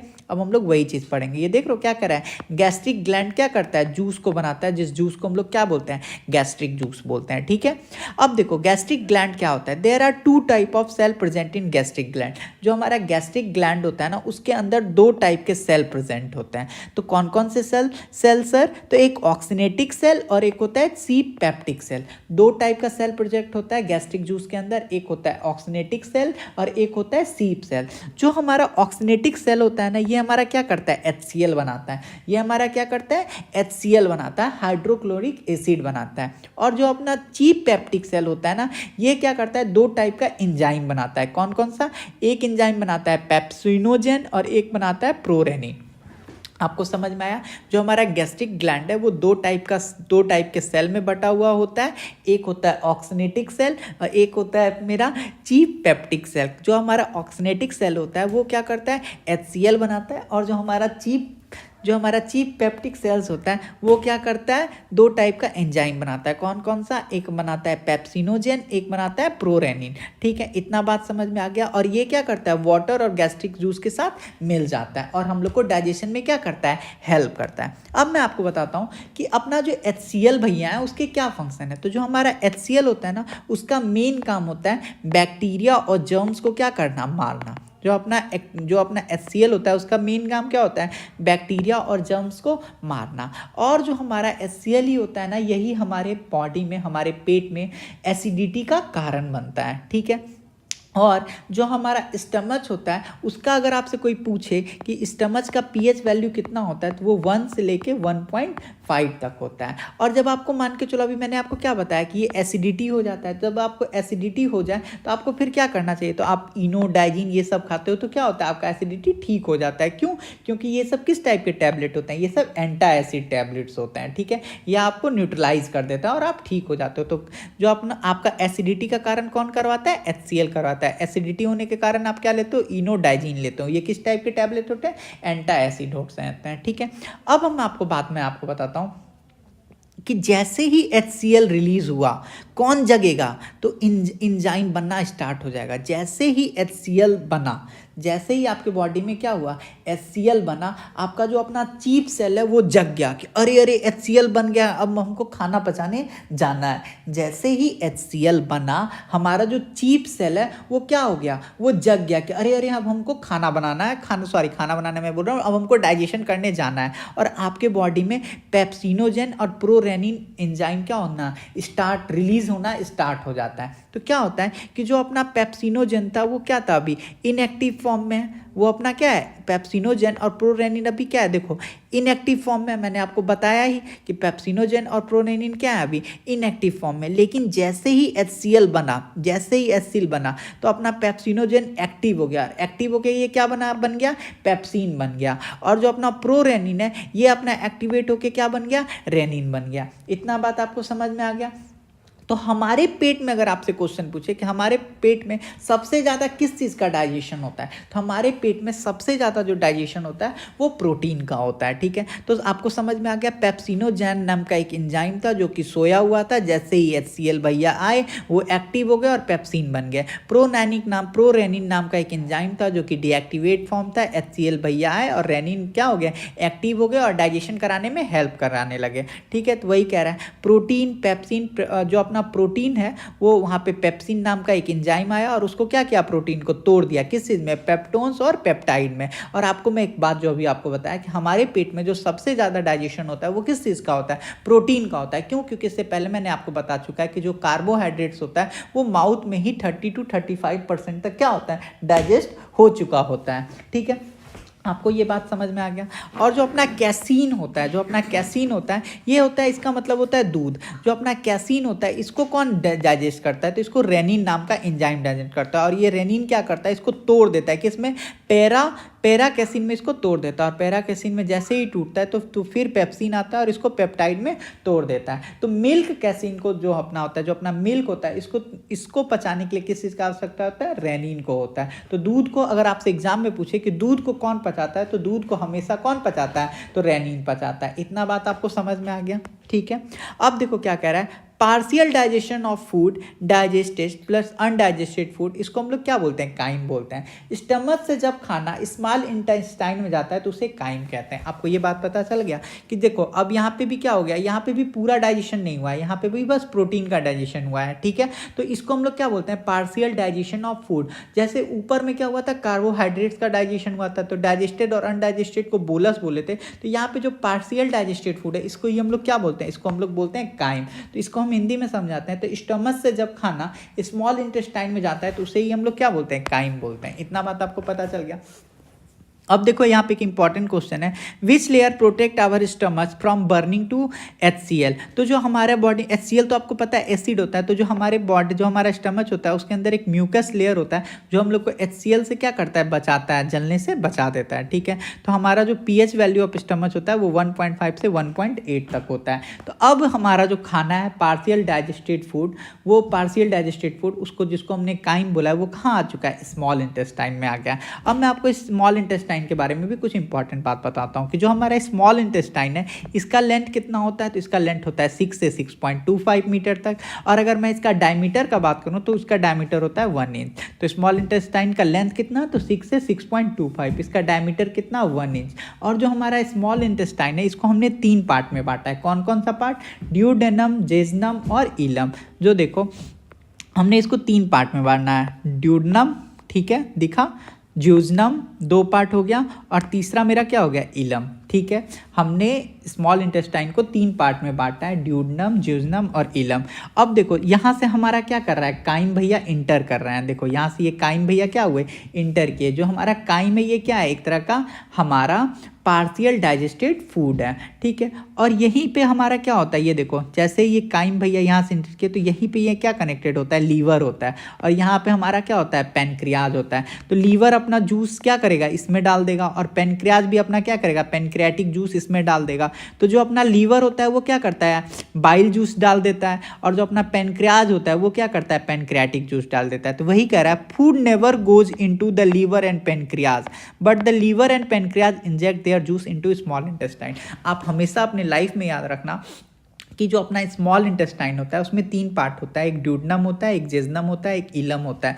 जो हमारा ये काइम है, जो हमारा ये फूड आया, ये फूड जो होता है, ठीक है, ये कभी भी अपना इस लीवर में और पैनक्रियाज में नहीं जाता है, बल्कि जो हमारा लीवर है और जो हमारा पैनक्रियाज है ये क्या करता है, जूस इंजेक्ट कर देता है उस खाने में। ये जो खाना आपको दिख रहा है इसमें वो क्या करता है, अपना जूस को इंजेक्ट कर देता है, जिसको हम लोग क्या बोलते हैं, लीवर के द्वारा इंजेक्ट किए गए जूस को हम लोग क्या बोलते हैं, बोलते हैं बाइल जूस, और पेनक्रियाज के द्वारा इंजेक्ट किए जूस को हम लोग क्या बोलते हैं पेनक्रियाटिक जूस। ठीक है, the liver and pancreas are attach to the duodenum part of the small intestine. अब आपसे एग्जाम में क्वेश्चन पूछा जाएगा कि जो अपना लीवर और पेनक्रियाज होता है तो ये कहाँ होता है, तो ये ड्यूडेनम वाले पार्ट के पास होता है। जो हमारा लीवर होता है और जो हमारा पेनक्रियाज होता है ये कहाँ होता है, तो ये ड्यूडेनम वाले पार्ट के पास होता है। ठीक है, अब हम लोग बात पढ़ते हैं कि आखिर ये जो ड्यूडेनम होता है, ड्यूडेनम का पार्ट कौन कौन सा होता है। तो ड्यूडेनम का पार्ट होता है लीवर। ठीक है, तो देखो जब जिसमें हम लोग लीवर के बारे में पढ़ते हैं उसको हम लोग क्या बोलते हैं hepatology. Study about liver is known as hepatology. ठीक है, हम लीवर के बारे में जिस जगह पढ़ते हैं उसको हम लोग क्या बोलते हैं hepatology. Inside liver cell is known as hepatic cells. जो हमारा लीवर होता है उसके अंदर जो सेल्स होता है उसको हम लोग क्या बोलते हैं हैप्टिक सेल्स बोलते हैं। लीवर के सेल्स को हम लोग क्या बोलते हैं हैप्टिक सेल्स बोलते हैं। और जो हमारा हैप्टिक सेल्स होता है इसका सबसे अधिक खासियत यह होता है कि इसके अंदर मैक्सिमम रीजनरेशन क्या होता है पावर होता है। जो हमारा हैप्टिक सेल्स होता है उसके अंदर क्या होता है मैक्सिमम रीजनरेशन क्या होता है पावर होता है। और अगर मैं बात करूँ कि लार्जेस्ट जो हमारा लीवर है वो largest gland of human body है। ठीक है, जो हमारा लीवर है वो क्या है एक तरह का लार्जेस्ट ग्लैंड है किसका ह्यूमन बॉडी का। और जो हमारा लीवर है यही क्या करता है ये हम लोग का बाइल जूस बनाता है। क्या बनाता है बाइल जूस। ये सब एग्जाम में बहुत बार क्वेश्चन पूछा गया कि बाइल जूस कौन बनाता है, तो बाइल जूस कौन बनाता है लीवर बनाता है। ठीक है, अगर मैं बात करूँ कि largest and heaviest internal organ जो होता है वो कौन होता है, तो वो अपना लीवर होता है। ठीक है, क्यों, क्योंकि लीवर का जो वेट होता है ना बच्चों वो कितना होता है 1.5 से लेके 1.8 केजी तक होता है। जो अपना लीवर होता है उसका वेट अगर आपसे पूछ दिया जाए तो कितना होता है 1.5 से 1.8 केजी तक होता है। जो लीवर होता है ना उसके अंदर मैक्सिमम रीजनरेशन पावर होता है। आप अपना लीवर किसी को काट के भी दे दोगे ना तो आपका लीवर क्या होगा रीजनरेट हो जाएगा। अगर मैं बात करूं कि जो अपना लीवर होता है उसका कलर कैसा होता है, जो अपना लीवर होता है ना उसका जो कलर होता है ना वो रेडिश ब्राउन होता है। जो अपना लीवर होता है उसका कलर कैसा होता है रेडिश ब्राउन होता है। Liver is the largest and heaviest internal organ of human body. कितना होता है मैंने आपको बताया 1.5 से 1.8 केजी तक होता है। Largest external organ of human body. और अगर आपसे पूछे कि बाहर से सबसे लार्जेस्ट कौन है तो वो अपना स्किन है। इंटरनल लीवर, और अगर बाहर का पूछे आउटसाइड से पूछे तो स्किन हो जाएगा। फंक्शन ऑफ लीवर क्या क्या है बताओ। देखो ये प्रोडक्शन किस चीज़ का करता है यूरिया का करता है। ये ग्लाइकोजन को स्टोर करता है। एक्सेस ग्लूकोज जो होता है उसको स्टोर करके अपने पास रखता है। ठीक है, जो इंसुलिन आता है और ग्लाइकोजन में उसको तोड़ देता है तो जब आप फास्टिंग में रहते हो तो आपको उसका हेल्प हो जाता है।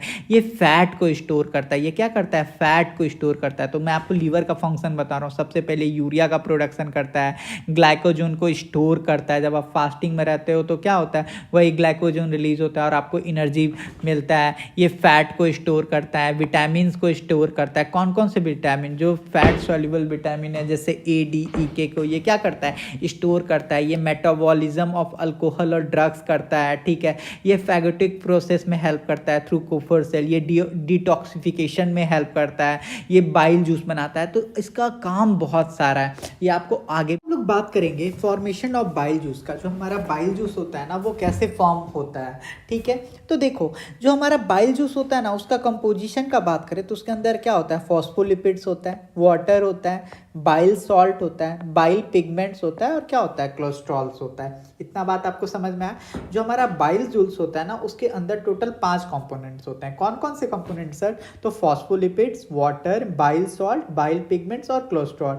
और जो अपना बाइल सॉल्ट होता है ना बाइल सॉल्ट को हमने 2 पार्ट में डिवाइड किया है। एक होता है सोडियम बाइकार्बोनेट और एक होता है सोडियम ग्लाइक्रोलेट। ठीक है, और इनका जो फंक्शन होता है बाइल सॉल्ट का, ये जो 2 फॉर्म में बढ़ते हैं सोडियम बाइकार्बोनेट और सोडियम ग्लाइकोलेट में, इनका फंक्शन क्या होता है फूड को ब्रेक डाउन करना। ठीक है, और जो बाइल पिगमेंट होता है ना ये 2 टाइप का होता है। एक होता है ब्लूबिन और एक होता है ब्लूरिडीन। जो हमारा ब्लूबिन होता है ना वो येलो कलर देता है। वो क्या देता है येलो कलर देता है। ठीक है, it give light yellow colour to plasma. और अगर यही ब्लूबिन आपके बॉडी में क्या हो जाए ज़्यादा हो जाए तो आपको किस टाइप का बीमारी हो जाता है जॉन्डिस हो जाता है। तो ब्लूबिन ज़्यादा होने से आपको किस टाइप का डिजीज हो जाएगा जॉन्डिस हो जाएगा।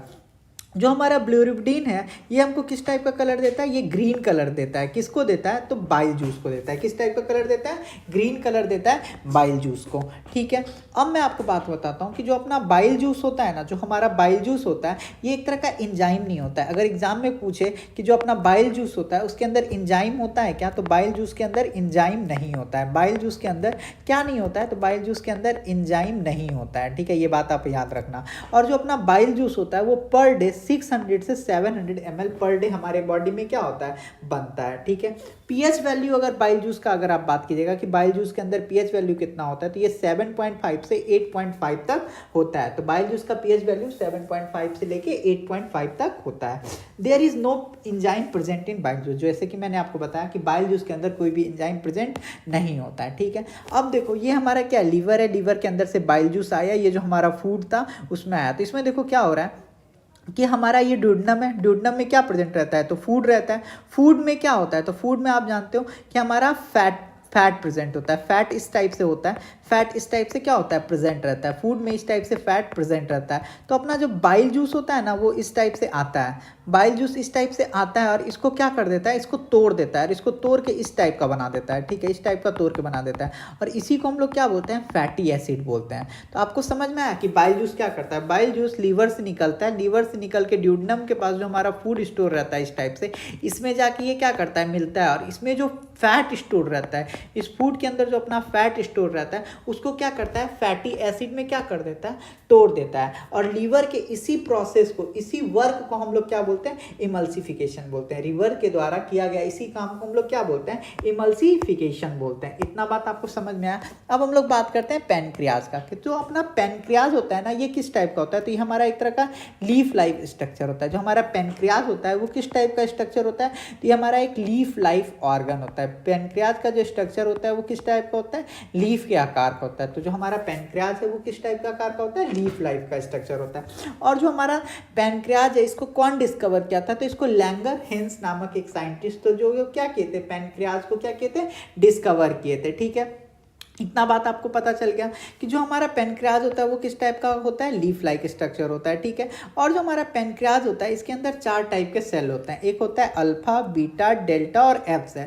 तो जो हमारा अल्फा, बीटा, डेल्टा सेल है इसको अभी हम लोग नहीं पढ़ेंगे, इसको हम लोग एंडोक्राइन ग्लैंड में पढ़ते हैं। क्यों, क्योंकि जो अल्फा, बीटा और डेल्टा सेल है इसका काम होता है, क्या काम होता है, फॉर्मेशन ऑफ हार्मोन करवाना। तो इसको हम लोग एंडोक्राइन में पढ़ेंगे। अभी हम लोग एफ सेल के बारे में जानते हैं कि एफ सेल का क्या काम है। तो जो हमारा एफ सेल होता है ना, जो हमारा एफ सेल होता है ये क्या करता है, ठीक है, ये क्या करता है, ये पैनक्रियाटिक जूस बनाता है। ये क्या करता है, पैनक्रियाटिक जूस बनाता है, जो क्या होता है, एक तरह का एक्सोक्राइन ग्लैंड होता है। ठीक है, अब बात करते हैं एफ सेल का। एफ सेल क्या करता है, एक तरह का पैनक्रियाटिक जूस बनाता है। ये क्या करता है, जो जूस होता है उसको किसमें, to transfer the juice into duodenum, into small intestine. ये क्या करता है, उस जूस को ड्यूडेनम के स्मॉल इंटेस्टाइन में ले जाता है। एफ सेल क्या करता है, एक जूस बनाता है जो ड्यूडेनम में लेके जाता है स्मॉल इंटेस्टाइन तक। और क्वांटिटी ऑफ पैनक्रियाटिक जूस कितना होता है, तो 1 लीटर पर डे होता है। There are 3 type of enzyme present in pancreatic juice which are helpful in breakdown of food. और आपको पता है कि जो पैनक्रियाटिक जूस होता है उसमें 3 टाइप के जूस प्रेजेंट होते हैं। एक को हम लोग बोलते हैं ट्रिप्सिन, एक को हम लोग बोलते हैं एमाइलेज और एक को हम लोग बोलते हैं लाइपेज। क्या क्या बोलते हैं, एक को हम लोग बोलते हैं ट्रिप्सिन एंजाइम, पहला कौन सा एंजाइम होता है, ट्रिप्सिन, दूसरा को बोलते हैं एमाइलेज और तीसरा को क्या बोलते हैं, लाइपेज बोलते हैं। जो अपना ट्रिप्सिन होता है ना ये हमारा क्या करता है, डाइजेस्ट करता है किसको, प्रोटीन को।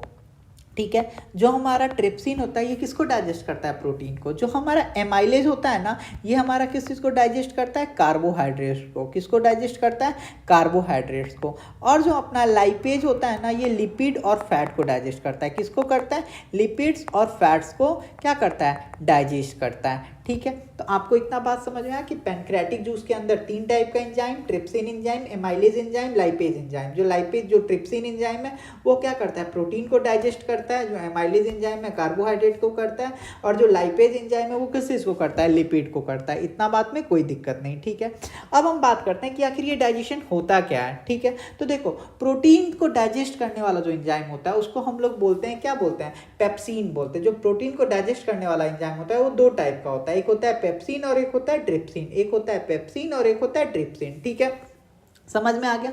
प्रोटीन को जो डाइजेस्ट करवाता है वो दो टाइप का एंजाइम होता है, एक होता है पेप्सिन और एक होता है ट्रिप्सिन। जब स्टमच में डाइजेशन हो रहा होता है तो उसको हम लोग बोलते हैं पेप्सिन, और जब पेनक्रियाज के पास जो डाइजेस्ट होते रहता है तो उसको हम लोग बोलते हैं ट्रिप्सिन। ठीक है, आपको ये बात समझ में आया। प्रोटीन को दो एंजाइम डाइजेस्ट करवाता है, एक होता है पेप्सिन और एक होता है ट्रिप्सिन। स्टमच के पास पेप्सिन और पेनक्रियाज के पास ट्रिप्सिन। ठीक है, अब जो हम ना स्टार्च हो जो होता है उसको जो डाइजेस्ट करवाता है उसको हम लोग बोलते हैं एमाइलेज एंजाइम, जो स्टार्च को क्या करता है, माल्टोज में बदल देता है। ठीक है, और जो हमारा लिपिड और जो फैट होता है उसको जो एंजाइम करता है उसको हम लोग क्या बोलते हैं, लाइपेज एंजाइम बोलते हैं। तो आपको पता चल गया, प्रोटीन का भी पता चल गया, स्टार्च का भी पता चल गया, लिपिड का भी पता चला। एक बार और बता दो सर, तो प्रोटीन को जो बदलता है उसी को हम लोग क्या बोलते हैं, ट्रिप्सिन। पेनक्रियाज के पास स्टार्च जो होता है, स्टार्च को जो चेंज कर देता है माल्टोज में, वो कौन सा एंजाइम होता है, एमाइलेज।